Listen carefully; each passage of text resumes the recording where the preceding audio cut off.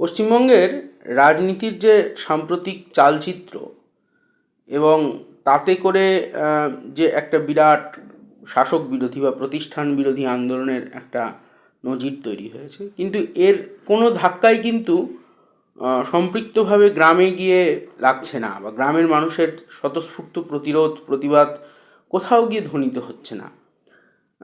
এর কী কারণ, কী বৃত্তান্ত, সেটা একটা বিষয়, কিন্তু আমার গভীরভাবেই মনে হয় যে গ্রামের মানুষ তারা যতক্ষণ এই শাসকের বিরুদ্ধে স্বতঃস্ফূর্ত প্রতিবাদে বিরাট আকারে না নামছেন, ততক্ষণ পশ্চিমবঙ্গের রাজনীতির চালচলন চালচিত্র বদলানো সম্ভব নয়।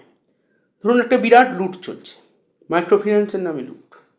মাইক্রোফিন্যান্সের নামে যে বিরাট সুদ, পাহাড় প্রমাণ সুদের টাকা মানুষের কাছ থেকে একেবারে লুট করে নিয়ে যাওয়া হচ্ছে।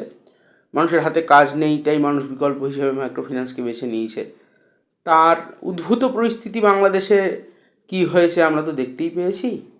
এবং যে লুট করলো, ঘটনাচক্রে বাংলাদেশের কথা যদি বলি, যে লুঠেরা, সে এখন সে দেশের শাসক হয়ে বসেছে। আবার ধরুন স্মার্ট মিটার, সেটা কিন্তু একেবারে শহর মফস্বল ছাড়িয়ে এখন গ্রামের দিকে পা রাখতে শুরু করেছে। সবচেয়ে বেশি ক্ষতিগ্রস্ত হবে কৃষক। সবচেয়ে বেশি ক্ষতিগ্রস্ত হবে যার পাম্প চালিয়ে ওই জলটাকে, যখন বৃষ্টি হয় না, বৃষ্টিহীন সময়ে, অবর্ষাকালে, বর্ষাকাল নয়, যখন পাম্প চালিয়ে হচ্ছে গিয়ে ওই জলটাকে মাটি থেকে তুলে জমিতে গিয়ে নিয়ে দিতে হয়। সুতরাং সেই কৃষককে জাগতে হবে, সেই কৃষককে প্রতিবাদ করতে হবে।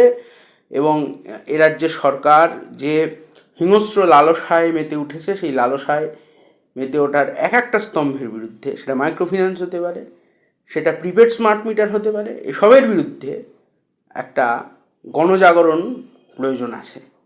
এবং এই গণজাগরণ, সেটা আমার মনে হয় যে আগামী বছর পাঁচেকের মধ্যেই বিরাট গণজাগরণ তা প্রভাব ফেলতে চলেছে।